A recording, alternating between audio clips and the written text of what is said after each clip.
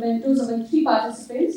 We have first Dr. Manzoor Ahmed Mir from Department of Bioresources, University of Kashmir, for his outstanding awareness and his work on breast cancer.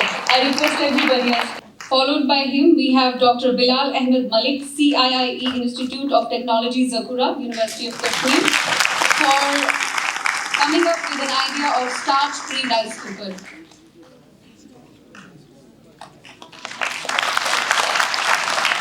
And after him, we have Mushtaq Ahmed Dar from National Innovation Foundation of India for giving an idea of walnut processor.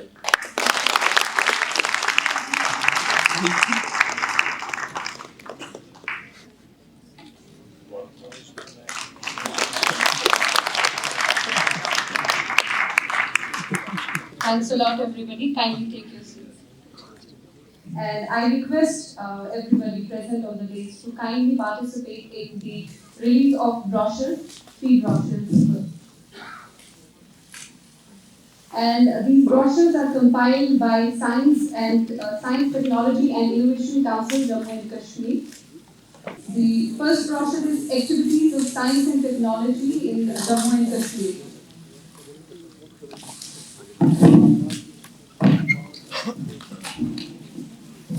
Activities of Science and Technology in J&K. The second brochure being Lavender Revolution, also known as Purple Revolution.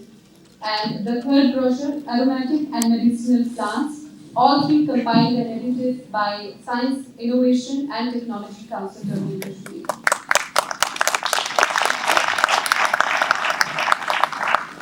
I also request everybody present on the dais to kindly participate in the और अब मैं गुजारिश करती हूँ मौदबाना गुजारिश हमारे आज के चीफ गेस्ट जनाब श्री मनोज सिन्हा साहब से lieutenant governor union territory of Jammu and Kashmir की वो अपना मंच पर विराजमान डॉक्टर राजेश गोखले जी जो भारत सरकार में बायोटेक्नोलॉजी की सेक्रेटरी हैं, professor Nilofar Khan vice chancellor Kashmir university, professor Farooq Shah vice chancellor central university, professor Nazir Ahmad Ganai vice chancellor agriculture university Kashmir, Shri Saurabh Bhagat ji secretary science and technology, professor Akhilesh Gupta advisor GST, doctor Anita Gupta, doctor Vipin Kumar, इस सभागार में उपस्थित हमारे इस्लामिक यूनिवर्सिटी के वाइस चांसलर साहब, वेस्टर्न यूनिवर्सिटी के वाइस चांसलर साहब,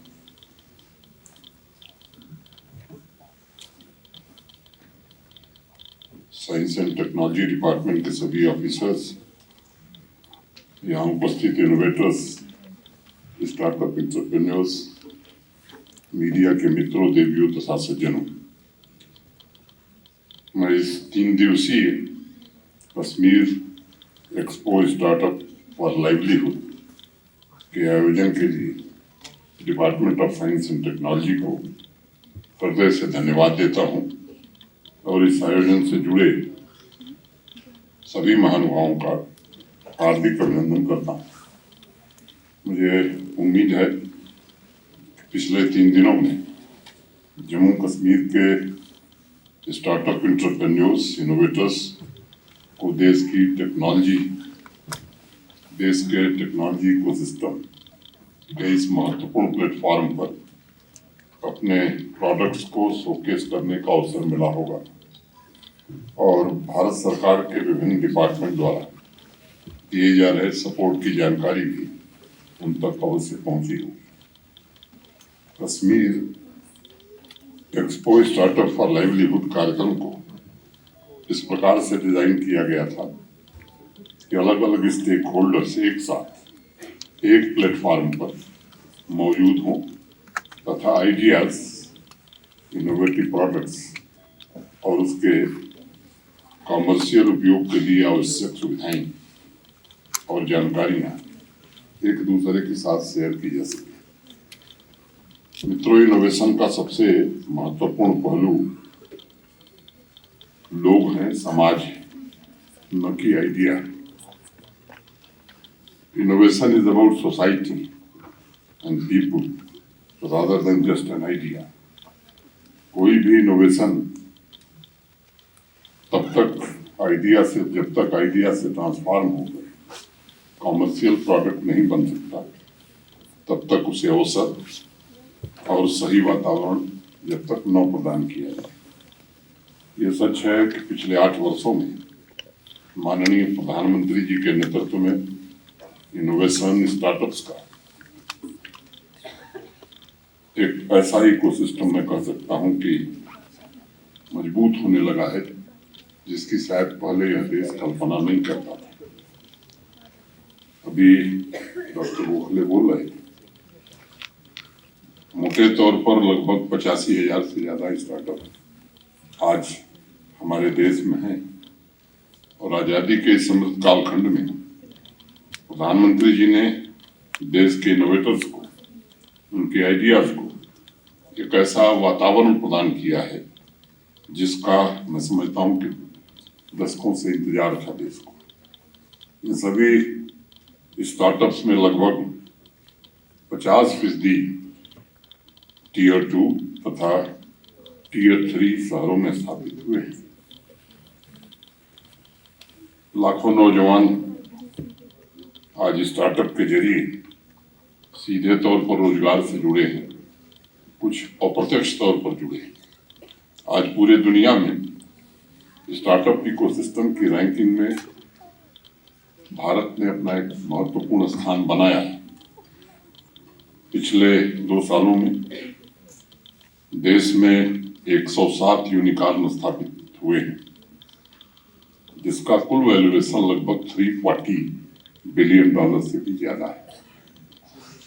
आज पूरे विश्व में स्थापित हो रहे 10 यूनिकॉर्न में हर एक यूनिकॉर्न इंडिया में स्थापित हो रहा है। 10 में 1 आज हम इस स्थिति में पहुंचे हैं। स्टार्टअप्स और इनोवेटर्स सही मायने में आज देश का भविष्य और वर्तमान दोनों हैं।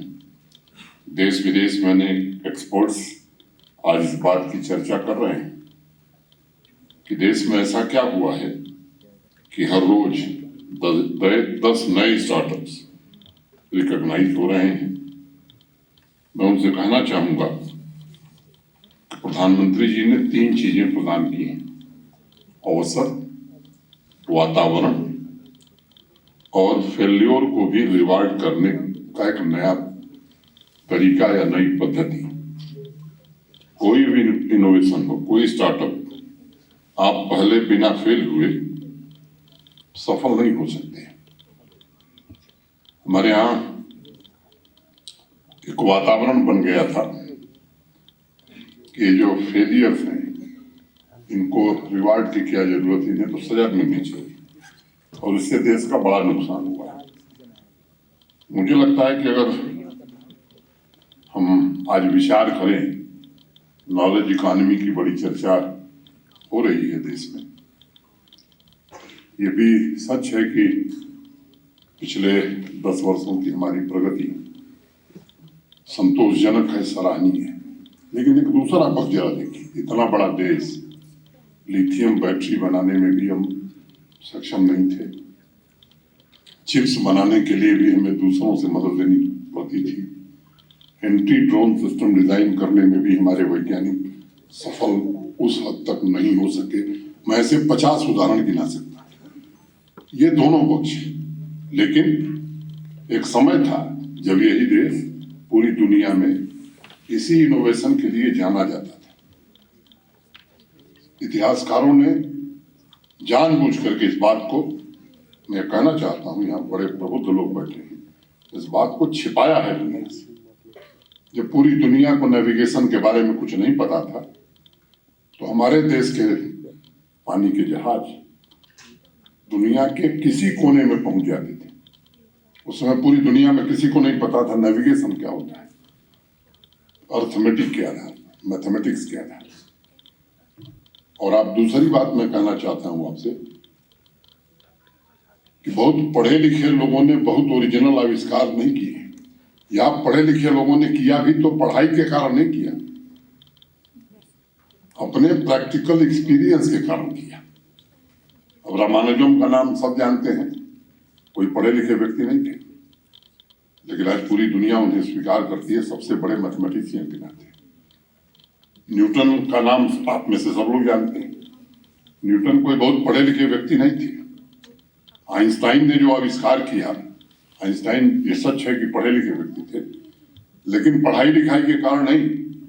उनके पिता एक छोटी सी फैक्ट्री चलाते थे, बीमार हो गए और मजबूरन उन्हें उस फैक्ट्री में बैठना पड़ा, और तब जाकर के उन्होंने यह आविष्कार किया। तो ये बात हमें समझने की है कि विश्वविद्यालयों में पढ़ करके, जो कॉलेज में पढ़ करके हम इनोवेटर नहीं हो सकते हैं। और आज भी मैंने देखा, या मैं पिछले 2 वर्षों यानी एक नौजवानों को, बच्चों को, बच्चियों को देख रहा हूँ, और मुझे प्रसन्नता है कि उस दिशा में जम्मू कश्मीर भी अब आगे बढ़ रहा है। एक बात आज मैं जरूर कहना चाहता हूँ कि हमारे व्यवस्था की जो दिक्कत है, एक ही व्यक्ति हर विषय का जानकार होना चाहता है। ये काम अगर साइंटिस्ट का है तो मुझे लगता है ये काम उन्हीं को देना चाहिए, हमको अपना ज्ञान उन पर नहीं थोपना चाहिए। और मुझे खुशी इस बात की है, यहाँ हमारे कश्मीर डिवीजन के लगभग सभी वाइस चांसलर बैठे। आज इस रहस्य को मैं इस सभागार में कहना चाहता हूँ, इन सब लोगों को मैंने ही नियुक्त किया, लेकिन मेरा किसी से परिचय नहीं था। जितने लोग ये अपॉइंट हुए, मेरा किसी से पहले का परिचय नहीं था, और न ही मैंने किसी से सिफारिश करी किसकी किनको अपॉइंट करना है। सर्च कमेटी ने सेलेक्ट किया, मैंने उनसे चर्चा की, और ये हो सकता है कि मेरी बुद्धि कहीं कहीं गलत हो जाए, लेकिन अपनी समझ के हिसाब से जो बेस्ट ऑप्शन हमारे पास अवेलेबल था, उनको हमने कुलपति बनाया। उसका परिणाम मैं देख रहा हूं पूरे जम्मू कश्मीर में। इस तरह से हायर एजुकेशन में इन वाइस चांसलर्स ने, या और भी लोगों ने, मैं केवल वाइस चांसलर, लेकिन इनकी टीम ने एक नए प्रकार का वातावरण बनाया, और मैं पूरी तरह से आश्वस्त हूं कि आने वाले दिनों में और भी बेहतर परिणाम यहाँ दिखेंगे। गौर करने की बात यह है, अगर कुछ बातें मैं करूं आपसे, कि जब फोन का इनोवेशन हुआ था, तब देश की 35 से 40% आबादी तक पहुंचने में इसे लगभग 42 वर्ष लग गए थे। जब सबसे पहला मोबाइल आया तो हमारे देश में जब लॉन्च हुआ, तब 40% आबादी तक पहुंचने में मात्र 10 साल लगे, और जब पहला स्मार्टफोन लॉन्च हुआ तब उसे 75% आबादी तक पहुंचने में महज 5 साल लगे। ये जो गति है, इस गति से हमें संतोष भी है, लेकिन एक बड़ी चुनौती भी है। इस गति के साथ कदम से कदम मिलाकर चलना एक बड़ी चुनौती है, और इस चुनौती का सामना हम आप लोग ही कर पाएंगे मिलकर के, ये मुझे पूरी तरह से विश्वास है। ये तेजी से हो रहे इनोवेशन, माने एक्सपोनेंशियल ग्रोथ जिसे मैं कहूं, उतनी ही तीव्र गति से समाज में इन टेक्नोलॉजीज का एडॉप्शन भी हो रहा है। इनोवेशन हो रहा है तो एडॉप्शन भी हो रहा है। तकनीक जितनी तेजी से डेवलप हो रही है, एडॉप्शन टाइम उससे तेजी से काम करने लगा है। ये मैं समझता हूं कि इस पर जरूर आप ध्यान दें, विचार करें। इसका सीधा असर समाज और वर्तमान के बिजनेस इकोसिस्टम पर भी पड़ेगा और पड़ रहा है। मैं यहाँ ये बात कहना चाहूंगा कि चाहे बिजनेस हो, चाहे एजुकेशनल इंस्टीट्यूशंस हो, उन्हें भविष्य में प्रासंगिक बने रहने के लिए इनोवेट करना ही होगा और नई तकनीक को अडॉप्ट करना ही होगा। लंबे समय तक किन्हीं कारणों से उस दिशा में हम बहुत आगे नहीं बढ़ पाए, लेकिन आज मुझे संतोष है, इस बात को मैं यहाँ जरूर कहना चाहूंगा कि स्टार्टअप इकोसिस्टम में जम्मू कश्मीर यूटीज की कैटेगरी में पहले स्थान पर है और ये भारत सरकार की नीति है। ये हमारे लिए संतोष का विषय नहीं है। मैं अपने माननीय कुलपतिगण या साइंस टेक्नोलॉजी के जो इंस्टीट्यूशंस हैं, बाकी जो लोग इस क्षेत्र में काम कर रहे हैं, उनसे मेरा निवेदन होगा, अच्छा हुआ है लेकिन अभी और अच्छा करने की संभावना है। और आपकी क्षमता से मैं परिचित हूँ, यहाँ के बच्चों को, यहाँ के नौजवानों के टैलेंट को मैं जानता हूँ, मैंने अनुभव किया है। ये स्थिति हम बदल सकते हैं। क्या आज के अवसर पर ये हम तय कर सकते हैं कि अगली बार जब भी रैंकिंग जारी होगी तो यूटीज की श्रेणी में नहीं, स्टेट्स को मिला करके जो रैंकिंग बनेगी उसमें भी जम्मू कश्मीर टॉप 3 में दिखेगा। मुझे लगता है कि ये उद्देश्य लेकर काम करने की जरूरत है। आज मैं ये बात कह सकता हूँ कि हमारे जितने भी विश्वविद्यालय इनोवेशन और इंक्यूबेशन के लिए काफी मेहनत कर रहे हैं।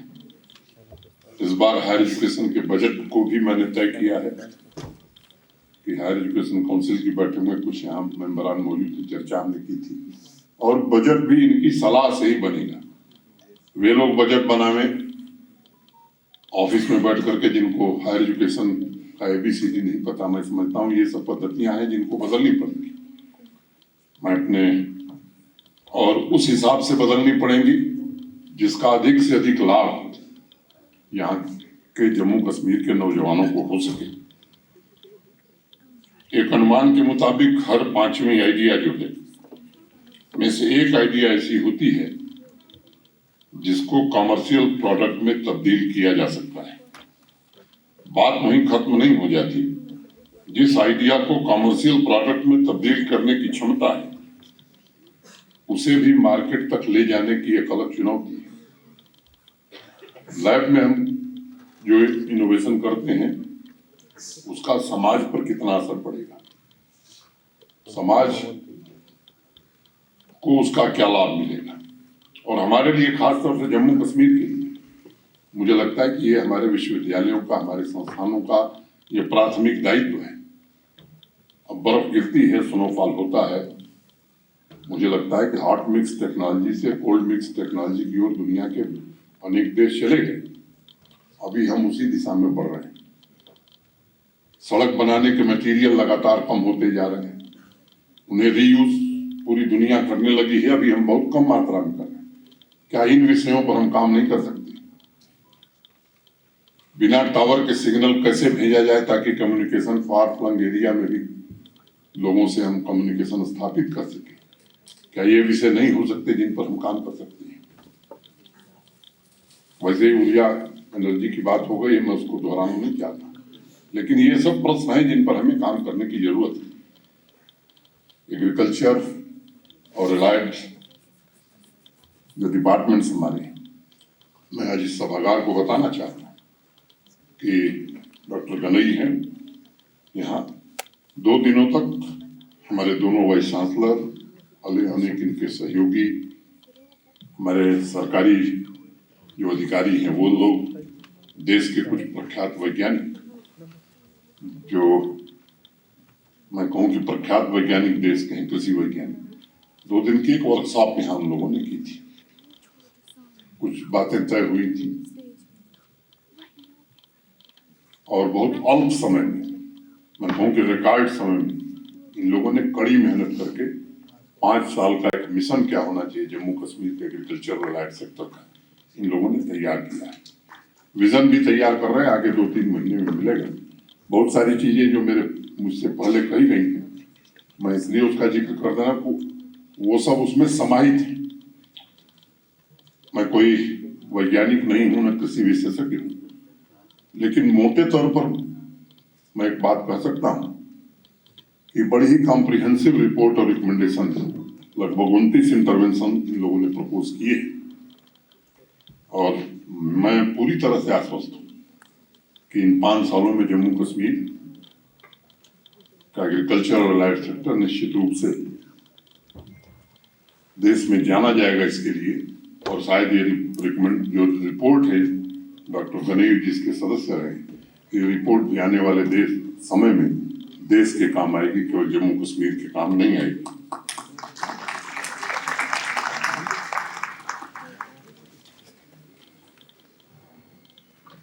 जम्मू कश्मीर के अनेक युवाओं ने रूरल सेक्टर में, खासकर एग्रीकल्चर हार्टिकल्चर सेक्टर में पिछले कुछ वर्षों में अनेक इन्वेंशन किए हैं। मैं उनको शुभकामनाएं देता हूं। ये सच है कि एक बड़ी आबादी जम्मू कश्मीर की युवा है और यही हमारी ताकत है।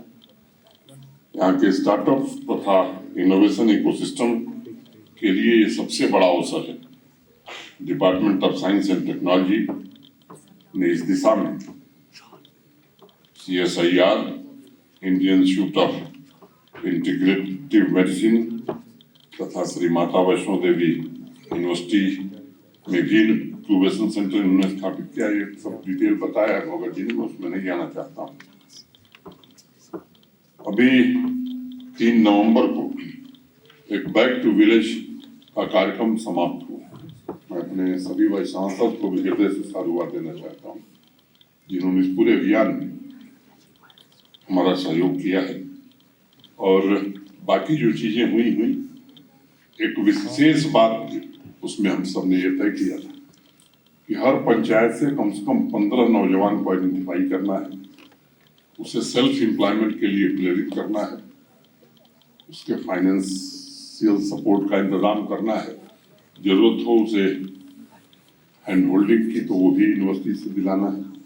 और 20 ऐसे यूथ को भी आइडेंटिफाई किया गया है जिनकी स्किल को स्केल अप किया जाएगा या स्किल की ट्रेनिंग दी जाएगी। अब ये काम हमारे विश्वविद्यालयों को और बाकी संस्थानों को आने वाले दिनों में निश्चित रूप से करना चाहिए। जम्मू कश्मीर का युवा इस दिशा में आगे बढ़ रहा है। मैं आज यही कह सकता हूं कि प्रशासन पूरी तरह से प्रतिबद्ध है अपने इनोवेटर्स को हर प्रकार से सहायता देने के लिए। जो इंडस्ट्रियल पॉलिसी थी उसमें स्टार्टअप्स के लिए लैंड अलॉटमेंट का प्राविधान नहीं था, उसे भी तब्दील कर दिया गया है और अगली एडमिनिस्ट्रेटिव काउंसिल में उसे अप्रूव कर दिया जाएगा, ताकि जो भी स्टार्टअप्स हैं उन्हें न्यूनतम दर पर इंडस्ट्रियल लैंड उपलब्ध कराई जा सके, ताकि आने वाले दिनों में ये भी एक बड़ी इंडस्ट्री के रूप में जम्मू कश्मीर में अपना योगदान दे सकें।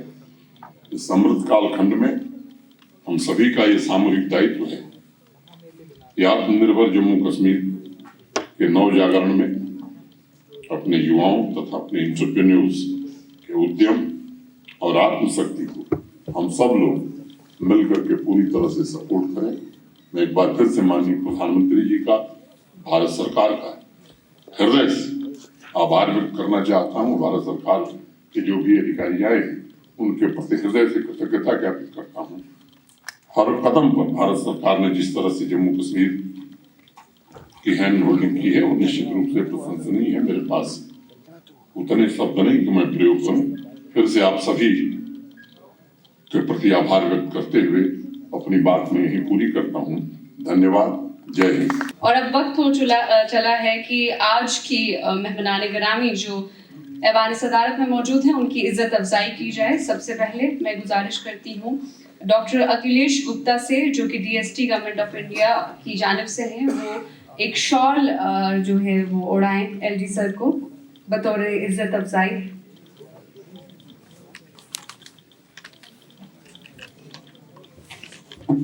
और शॉल के साथ साथ एक मेमेंटो भी पेश किया जाएगा।